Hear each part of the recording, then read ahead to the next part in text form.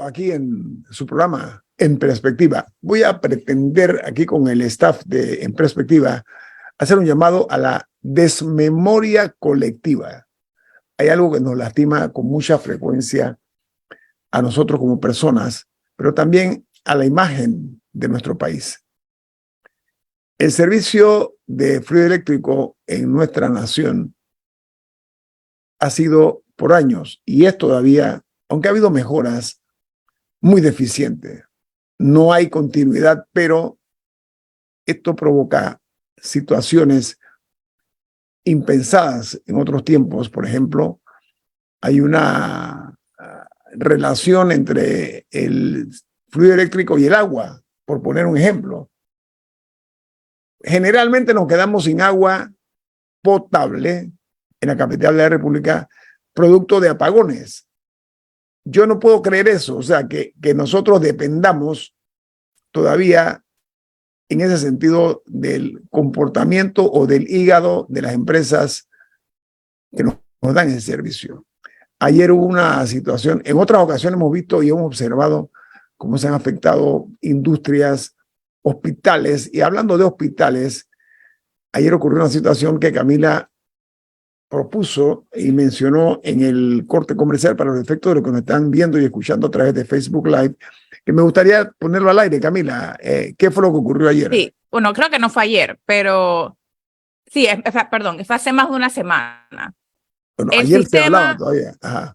El sistema de aires acondicionados del Hospital Nicolás Asolano sufrió daños debido a apagones y fluctuaciones eléctricas. O sea, de por sí, esta es una historia de todos los días. Mencionabas el tema del agua. Hay personas que no saben, se despiertan todos los días sin saber si van a tener luz continua ese día o no.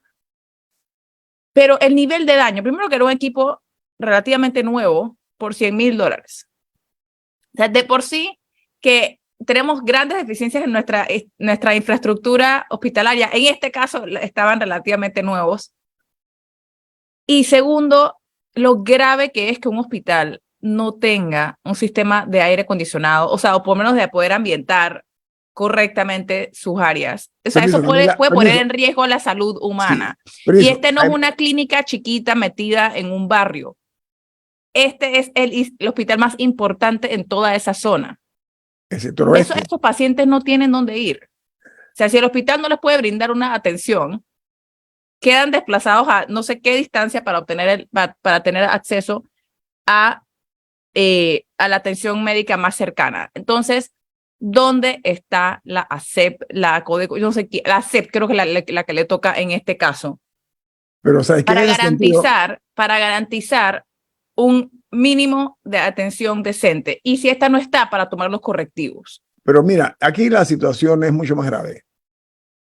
Panamá es un país tropical, que hoy más que ayer el calor nos está casi que asfixiando a medida que pasa el reloj de la historia, estoy hablando, ¿no? Que ha dado un salto atrás con esto del cambio climático, el fenómeno de El Niño, etcétera.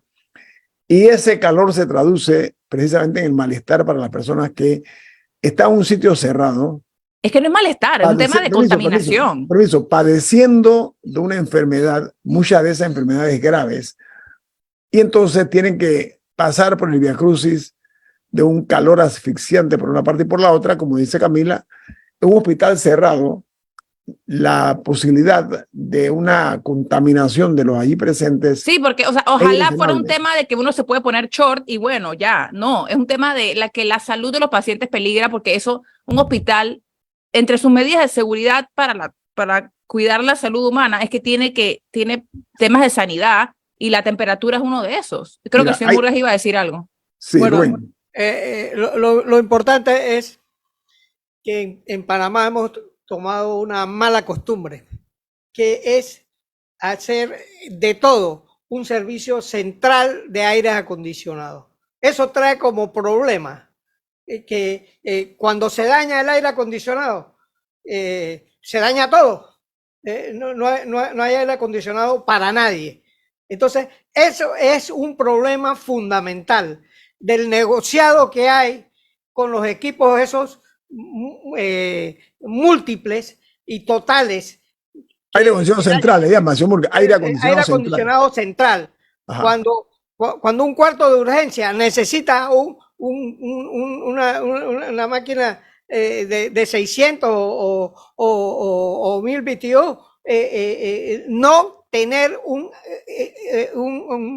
aire acondicionado para todo un hospital. Eso está trayendo problemas. Los negociados que hay en las compras de esos equipos que son inmanejables y que no hay mecánicos en el país que le pueda dar servicio. Técnico de refrigeración. Bueno, Murga, yo estoy de acuerdo con usted. Mire, permiso, Camila, yo estoy de acuerdo con permiso. Estoy de acuerdo con el señor Murga. ¿Saben qué? Es una propuesta barata. Pongan sistemas alternos o de backup, como quieran decirlo, en los sitios más delicados. En lugar de tener un aire acondicionado central, está bien, pero pongan aparatos que les van a costar $1,000, $2,000, ¿ok? En el cuarto de operaciones, digamos. Que sirvan de repuesto, de apoyo, claro. Ok, sí, está bien. Claro que el hospital debería contemplar backups para las cosas, pero eso es como culpar a una persona que tiene un plasma en su casa. Dice que quién te manda a tener un plasma porque en vez de una televisión de esos contra cero. O sea, el problema no es qué sistema tenía el hospital. O sea, creo que y uno puede decir que claro que tienen que tener backups, etcétera, pero creo que el enfoque aquí debe ser en quien provocó el daño. Porque esa es como cuando la gente se le daña la refri en la casa y le preguntan, pero ¿por qué no tenías protector de voltaje? Ok, pero tú me tienes que garantizar un servicio de electricidad estable que no me dañe mis utensilios, que yo no me tenga que gastar $100 para poner, o no sé cuánto, para poner protectores de voltaje. ¿Me explico? O sea, no digo que no sea cierto, Camila, pero no es el enfoque ahorita. Los reguladores de voltaje aguantan hasta cierto nivel. Yo que tengo reguladores de voltaje en todo, se me han quemado los reguladores de voltaje. A mí también me ha pasado lo mismo, aquí en Omega Estéreo. O sea, lo que digo es que la persona en su casa o en el hospital o en el IDAN, en la potabilizadora Chilibre, pueden tener equipos de $100,000 o $100,000 y da igual. Al final, quien debe garantizar que estos no se dañen por su culpa son las empresas eléctricas. Okay. No, y hablemos de algo muy en serio. Este proceso empezó hace un cuarto de siglo cuando se privatizó el IRRE y se nos dijo es porque no pueden dar un buen servicio, es porque la cuenta de la electricidad va a ser muy alta, es porque. Y un cuarto de siglo después, no solo el tema de Panamá Oeste, yo tengo 2 o 3 apagones a la semana aquí en el centro de la ciudad. En Azuero, en la provincia de Cotlé, en la provincia de Aragua, la cantidad de apagones que hay, de horas, se daña la comida, se dañan los equipos, las pequeñas industrias sufren. Recientemente una señora que conozco, de estas que cocinan pues para pequeñas construcciones, perdió $200 en carne que había comprado un domingo porque hubo un apagón de 8 horas y la refrigeradora se le derritió todo. Entonces, es terrible. Oye, recordemos el daño que hubo a una empresa avícola en Panamá Oeste que perdieron decenas de miles de pollos también por estos apagones. Entonces, ha pasado un cuarto de siglo de la privatización del IRRE. Que todavía tengamos estos factores indica 2 cosas. 1, no ha habido supervisión del Estado. Y 2, la empresa concesionaria no ha hecho las inversiones que tiene que hacer. Así que ese es el mensaje de fondo. Sí, todas las instituciones públicas tienen que mejorar sus sistemas de aire. Por cierto, lo que es el señor Murgas es sumamente valioso. ¿Por qué? Porque los aires acondicionados centrales en los hospitales son la principal causa de contaminación nosocomial. Como no los limpian, no les dan mantenimiento, está circulando el mismo aire contaminado desde el cuarto de urgencia hasta las salas, está circulando el mismo aire contaminado y se contaminan los pacientes, se contamina todo el mundo.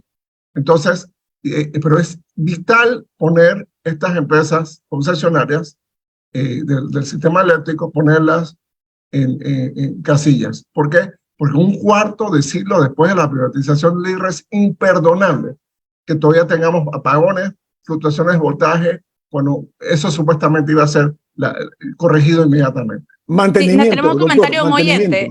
Un comentario de un oyente un poco en la dirección de lo que hablaba de la falta de supervisión.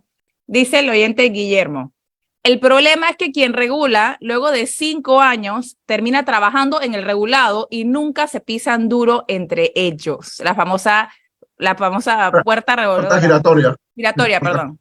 Sí, ok, bueno, aquí la clave es, entre otras cosas, primero, no juguemos con la indignación social. Se me ocurre pensar que se ha diluido un poquito esa capacidad, pero está ahí latente. como dice el doctor Noriega, se pierden los alimentos, se pone en riesgo la salud, pero sobre todo la tranquilidad que nos merecemos todos los panameños por unos servicios básicos, elementales, que no son eficientes, entre otras cosas porque no hay inversión tan necesaria en equipos nuevos y la falta de mantenimiento, entre otras razones y motivos. La SEP tiene que dar una explicación. Ok, no va a dar porque la SEP son los cómplices de todo esto. No lo va a dar. Vamos al corte comercial. Esto es En Perspectiva, un programa para la gente inteligente como usted. El contrato entre el Estado panameño y Minera Panamá, que en este programa nosotros hemos sido críticos, conscientes y consecuentes de nuestra responsabilidad ciudadana. Desde el día cero dijimos, este contrato es lesivo para los intereses de la República de Panamá. Incluso decíamos y decimos que ultrajaba la dignidad de los panameños e incluso nuestra soberanía. El doctor Noriega, que está hoy todos los martes, también se sumó a ese coro de panameños que éramos evidentemente testigos. En este caso nosotros, Camila, Rubén, el doctor Noriega, Lin Yuen, Dalia Pichel, que es el equipo de En Perspectiva, no guardamos silencio cómplice. Eso nos hace sentir tranquilos, pero ¿saben qué?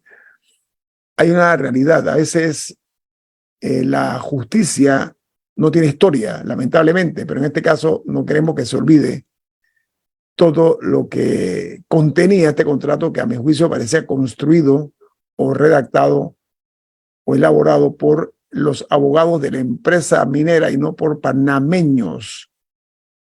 Felizmente se dio un paso atrás, se corrigieron algunos entuertos y ahora tenemos la noticia de que este contrato minero con modificaciones lo presentó ayer el ministro Alfaro al Pleno de la Asamblea Nacional. Se incluyó una cláusula reafirmando que no hay nada en el contrato que limite ni restrinja la soberanía sobre nuestro territorio.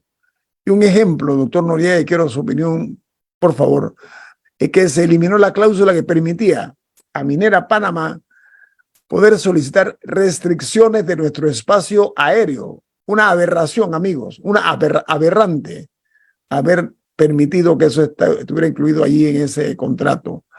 También la otra, lo que exigía a la empresa de solicitar una expropiación y el derecho que tenían para solicitarle al Estado incluso las tierras que demandaban ellos y las tierras privadas también, al igual que se lograra a esta empresa la no identificación de los beneficiarios finales de acceso restringido, mientras todos los panameños y las empresas panameñas y otras tenemos que reportar quiénes somos los dueños de los negocios.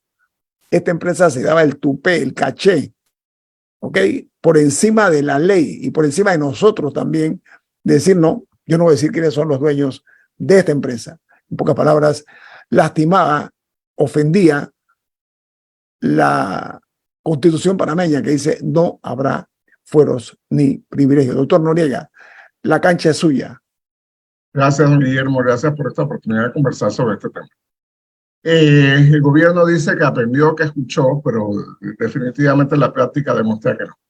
Si definitivamente hubiera escuchado a la población, lo primero que hubiera hecho es publicar en los medios nacionales, en la Estrella, en la prensa, en fin, publicar el texto del nuevo contrato.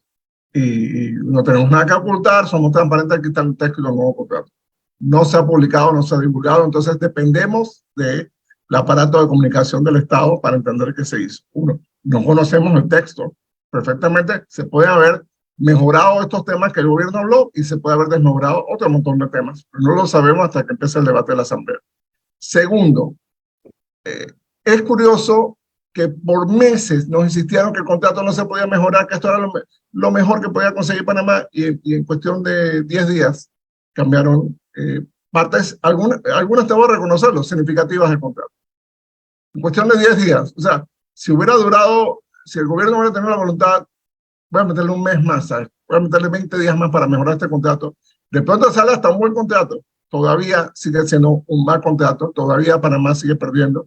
Las cláusulas económicas son muy por debajo de lo que la empresa First Quantum Minerals paga en Zambia. En Zambia paga el doble y no hay ingreso mínimo garantizado. No se habla nada del agua del canal, no se habla nada realmente del plan de cierre, no se habla nada de la restauración ambiental. Aunque se eliminó, según los voceros del gobierno, se eliminó el término expropiación del contrato, no sabemos si el término lo eliminaron y dejaron la figura sin mencionarla, sin mencionar el nombre, o si efectivamente sacaron toda la figura y todas las derivaciones que puede tener la expropiación. Ponemos el Estado adquirirá bajo sus propias reglas o de acuerdo con sus propias leyes las propiedades que la minera necesite. Yo no estoy diciendo que se llame expropiación, pero es una expropiación. Entonces, habrá que ver realmente a qué se pone realmente el texto. Segundo, nos demostró toda la falacia hasta que no se podía mejorar, que esto era intocable. Vamos, o sea, esto prácticamente parece que fue un correo electrónico de pitcher a catcher, ahí te va a contar. Esto es lo que podemos quitar, esto es lo que queremos quitar. El gobierno está desesperado por fondos. Si este contrato se convierte en ley, tengo que tener que los días siguientes le dan un depósito de 770 millones de dólares al gobierno de Cortizo, que está desesperado, la firma calificadora, la IFI, todo el mundo mirando mal, mira, llegó la plata. Y le vamos a dar una gotita al Seguro Social y todo. 770 millones de dólares es muchísimo dinero, pero es apenas una gota en el mar para la deuda pública panameña, para el presupuesto panameño, para el Seguro Social, para lo que fuera. Es una gota en el mar. Es una lástima que el gobierno del presidente Cortizo, que dice que quiere tanto al campo panameño, no aprovechó la oportunidad realmente para reestructurar esa relación. La minería es una actividad muy perversa en cualquier ecosistema. Por eso es que la mayor parte de los países del mundo hacen minería metálica en desiertos, en zonas semiáridas. Hombre, Australia, Chile, Perú, Sudáfrica, la misma Zambia, estos países que hacen minería metálica, China, en el desierto de Gobi, por ejemplo, China, esos países hacen minería metálica en zonas semiáridas o desérticas donde no hay agua y donde no hay vegetación. Y nosotros escogimos mal asesorados y pienso yo que mal motivados, hacer minería en la zona más valiosa de este país, que es el corredor biológico mesoamericano atlántico panameño. 1 hectárea del corredor biológico panameño, 1 hectárea, tiene más biodiversidad que 1 hectárea de la Amazonía. Eso está comprobado, publicado en cualquier cantidad de informes y estudios científicos. Doctor, permítame un segundito, permítame, sí. Doctor.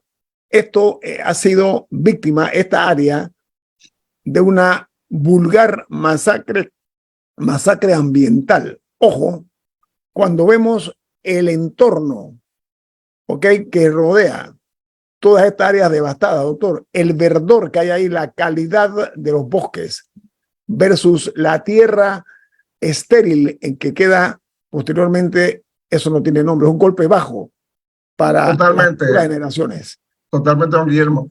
Tomemos en cuenta otra cosa, que con este contrato se legaliza un robo.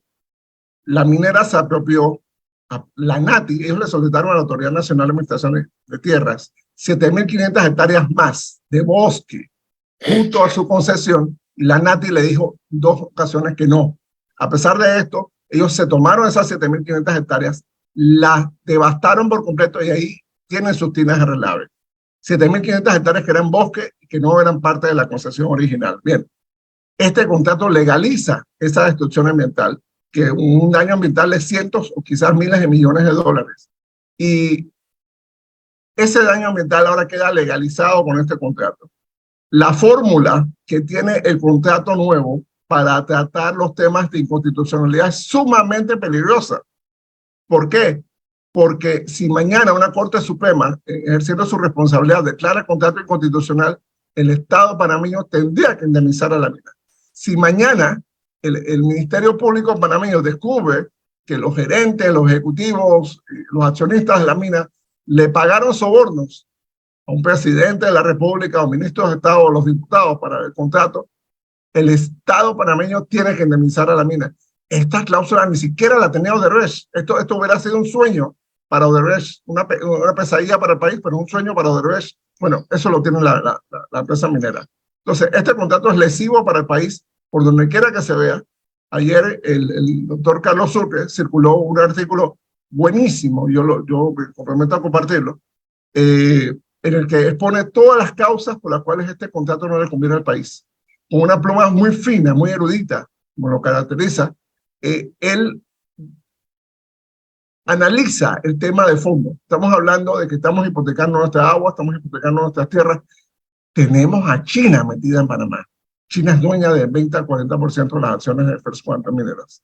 Entonces, todos esos temas fueron puestos de lado.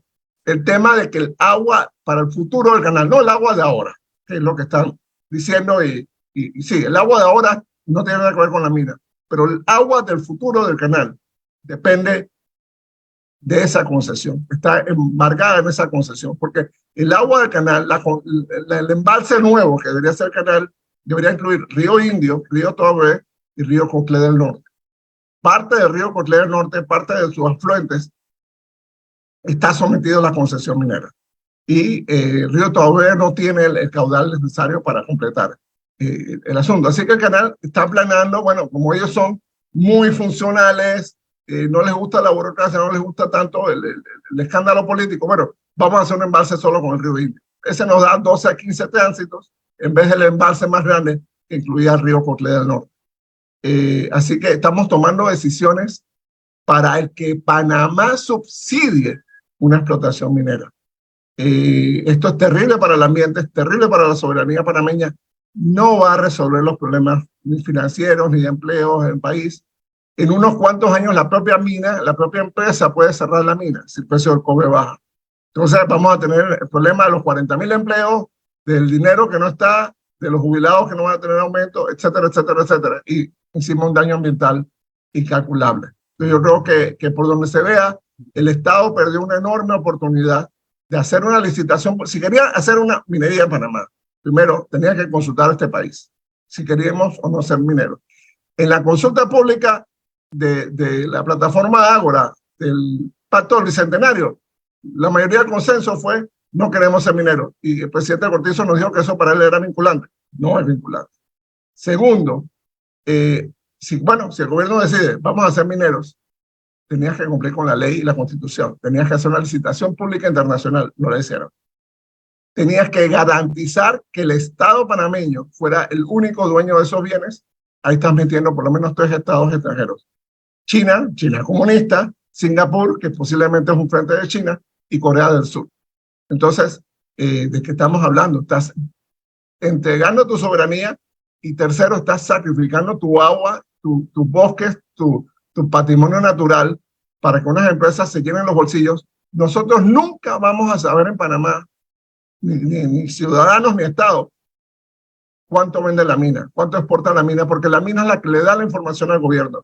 Y la mina le vende a una subsidiaria de First Quantum, no a los precios internacionales.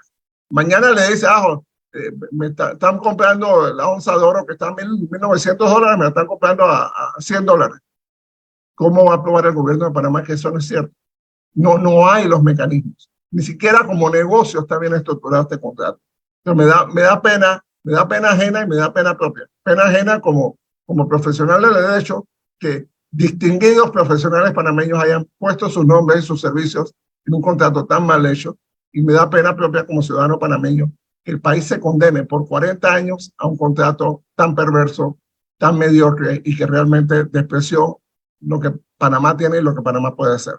Doctor, ¿sabe qué? Así como usted se siente avergonzado de la acción de algunos abogados panameños en la redacción de este contrato, si es que lo hicieron ellos, se pretendió bajarle el volumen también al periodismo independiente, a billetazos. Totalmente. Hubo a censura. billetazos. ¿Sí? No me sorprende que haya censura en los medios de Panamá. Bueno, vamos al corte comercial. Esto es En Perspectiva, un programa para la gente inteligente como usted.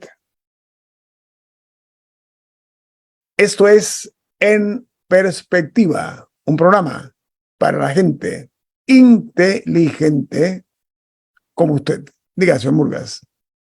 Bueno, Lo importante es que nosotros tuvimos experiencias negativas que las convertimos en positivas.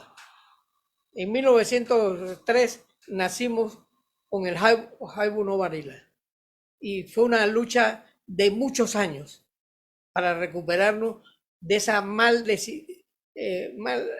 decisión que la tomamos presionados por pertenecer a quitarnos el yugo colombiano. Entonces, esa experiencia negativa nos debe servir de guía en lo que acaba de pasar.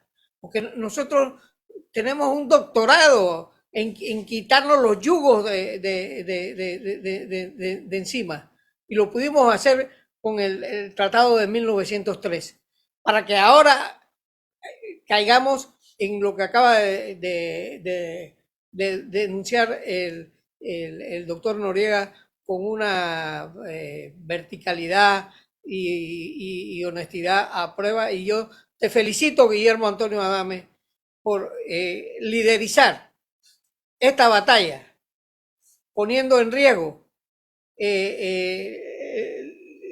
la publicidad que dejas de recibir por enfrentarte a este problema, que va a sentir orgullo a todos los que trabajamos en Omega Estéreo, porque no es posible que hayamos cometido, con tanta experiencia jurídica que tenemos los panameños, para negociar con la potencia norteamericana, que nos las pudimos quitar de encima, para que no nos enreden en un tema tan vergonzoso como que acaba de denunciar el doctor Noriega. Gracias, Rubén.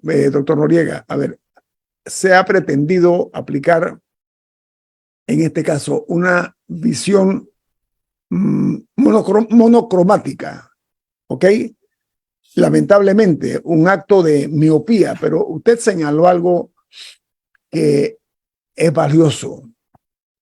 Este contrato, como estaba originalmente, y lo puse en un Twitter, parecía redactado por abogados de la empresa, doctor Noriega. Usted es abogado, con todo respeto para los abogados serios de este país.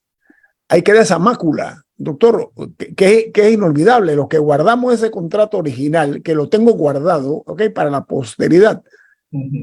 Debemos estar preocupados, doctor Noriega. Usted que es abogado, usted que es doctor en Derecho, ¿cómo se siente? Guillermo, mire, le voy a hacer una confesión de estas que la profesión jurídica no les gusta hacer. Muchas veces las leyes que se aprueban en la Asamblea o los decretos que aprueban los ministerios, o en este caso los contratos leyes que aprueban los gobiernos, se lo dan las firmas de abogados, se lo dan las empresas y dicen, pon tu nombre aquí. Y pasa una revisión, digamos, una revisión express por los departamentos de asesoría legal del Estado o de la Asamblea Nacional o del ministerio que sea, y ahí mismo va eso. Temas constitucionales, temas de soberanía, temas de rentabilidad económica, esos temas no se revisan. Porque si hay una voluntad política, eso pasa después. Y yo creo que el hecho de que Panamá esté perdiendo la atracción de importantes inversiones como la de Johnson & Johnson, la de Amazon, la de Google, nos dice que el tema no es tener las leyes. El tema no es tener todo el offshore, todas las sedes de empresas multinacionales, toda la zona libre del mundo. No sirve si uno no tiene institucionalidad, si uno no dice, ¿sabes qué? Yo tengo que defender lo mío. Y cuando uno defiende bien lo suyo, los demás lo respetan. Entonces tenemos una reputación internacional. No, tú en Panamá presionas un poquito y te dan más. Eso no te preocupa. Los tribunales, no te preocupes lo que deciden allá, porque tú hablas con los políticos y ellos te cambian las decisiones, hacen lo que sea. O sea, no podemos desarrollarnos como país, alcanzar el desarrollo humano sostenible con ese criterio de que aquí todo vale, de que una firma poderosa o un banco poderoso es intocable y lo que ellos mandan es evangelio del Nuevo Testamento. No puede ser. No puede ser. Es una lástima. Creo que un político, el señor Rooks, reconoció que fue uno de los redactores del contrato original, del contrato de ley 9 de 1997, y sigue insistiendo, más de un cuarto de siglo después, sigue insistiendo en su favorabilidad a la minería. Yo creo que esta va a ser una causa de muchos problemas sociales, muchos problemas económicos. Lamentaría muchísimo que esto envenenara nuestras fiestas patrias, nuestro fin de año en Panamá, tener protestas, tener huelgas, tener paros, tener bloqueos de calles por la mala cabeza de gobernantes que están apurados a conseguir dinero para tapar un hueco que ellos mismos han creado en el presupuesto del Estado. Camila. Y además no quería que se nos acabara el tiempo sin hablar de que hoy es el aniversario número 17 del escándalo, de la tragedia del dietilenglicol, en el que cientos de personas, probablemente nunca conoceremos el número exacto, fueron afectadas al consumir un jarabe adulterado.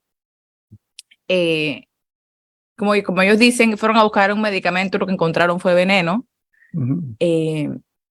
Y este aniversario nos encuentra con que muchos aún luchan por tener acceso a un servicio de salud mínimamente aceptable, porque muchos de ellos tienen que estar constantemente visitando nefrólogos, cardiólogos, todo tipo de médicos y no obtienen las facilidades para tener ese cuidado por un daño que fue provocado por el Estado. Hubo negligencia, Camila, hubo negligencia vulgar, obscena. Eso es lo que ocurrió allí. Y lo que es peor, doctor Noriega, Rubén y Camila, que eran panameños humildes, que fueron en búsqueda de mejorar su salud y salieron con los pies por delante, ¿ok? Vestidos de madera, muertos. Diga, doctor Noriega. No solo eso, don Guillermo, yo he perdido familiares directamente en este tema, y dos profesionales que por un tema de diabetes pues, tenían esta receta de jarabe sin azúcar del Seguro Social. Y aquí falló el Seguro Social, falló el Ministerio de Salud, falló la justicia panameña, porque la investigación que se hizo no fue muy satisfactoria, y por supuesto los fallos de la Corte Suprema, el órgano judicial no han sido muy satisfactorios en este tema. Entonces, ¿qué se ha hecho para mejorar el sistema de compras? ¿Qué se ha hecho para mejorar el sistema de inventarios del Seguro Social? ¿Qué se ha hecho para mejorar el sistema de control de medicamentos? Esas son las grandes preguntas. Y los controles, doctor, y los controles. Puede haber muerto miles de personas, porque se calcularon en 600 las que murieron a corto plazo, pero a largo plazo, todo el daño a riñones, a páncreas, a hígado, etcétera, de las personas puede haberle acortado la vida a muchísima gente. Entonces, ese jarabe, famoso jarabe sin azúcar del Seguro Social, se podía comprar en farmacias. Se compraba en farmacias comerciales, de lo más común. Entonces, nunca sabemos realmente porque el Estado no le ha interesado. Pero nunca sabemos cuánta gente se envenenó, ni sabemos si se ha mejorado. Lo más probable es que no. Se ha mejorado el sistema de control y el sistema de inventarios de la seguridad social y del sistema de medicamentos de Panamá. Esa es la verdadera tragedia. Vivimos mucho, aprendimos poco. Esa es la triste realidad. No aprendemos de los errores. Persiste todavía la situación esa. Yo pregunto si se han mejorado los controles de calidad y la severidad con que tienen que ser vistos las preparaciones de estos medicamentos, doctor. ¿Habrá sido sí o no? Entonces, esa es la gran pregunta que nos hacemos. La respuesta la dio la pérdida del fentanilo, pérdida entre comillas. De 19,000 casos. Doctor, ya ha quedado nada hasta ahora. Esta padera. No, porque también, bueno, han pasado 17 años, la Caja de Seguro Social sigue siendo un desastre. La falta de medicamentos ha provocado que, por ejemplo, que la gente tenga que acudir a las farmacias privadas, y ese es uno de los grandes problemas que enfrentan los enfermos por el dietilenglicol, que tienen que gastar altas sumas de dinero para poder atenderse, porque el sistema que les causó el daño ni siquiera tiene la capacidad de intentar mínimamente resarcirlo, por lo menos brindándoles una atención garantizada y de calidad. Así que la tragedia continúa. Sí, la tragedia continúa. Con esa palabra, Camila, cerramos En Perspectiva el día de hoy. No se vayan. Ahora viene Álvaro Alvarado con su programa Sin Rodeos.